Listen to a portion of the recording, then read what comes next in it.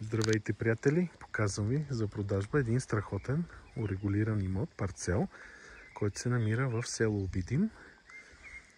Парцела се състои от две части, от два парцела с обща площ над 700 квадратни метра. Както казах, регулация.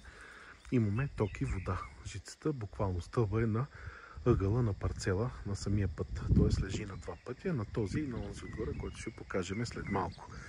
На място на парцела има стари постройки, които нарочно са запазени и евентуално могат да се използват при едно бъдещо строителство.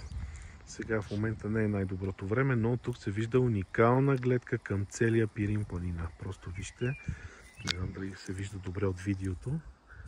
Целият Пирин се вижда от тук. В момента сме в средата на имота, за да покажа постройките, които нарочно са оставени, както казах.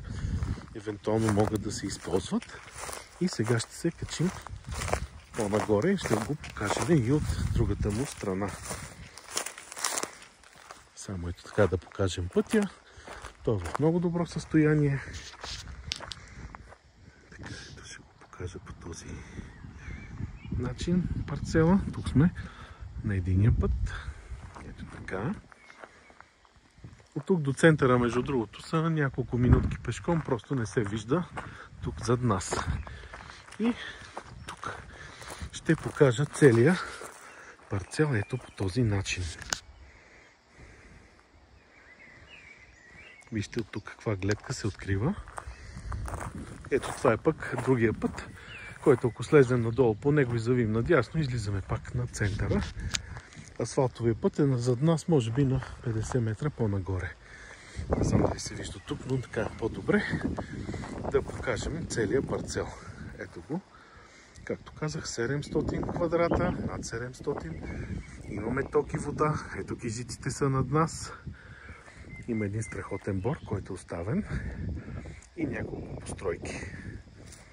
За повече информация ще оставя моите данни на линка под това видео. Забравих да кажа, село Обидим е напълно населено село. Има много хора, които си направиха вили. Реновирано е, има хубав път асфалтов до тук. Принадлежи към община Банско.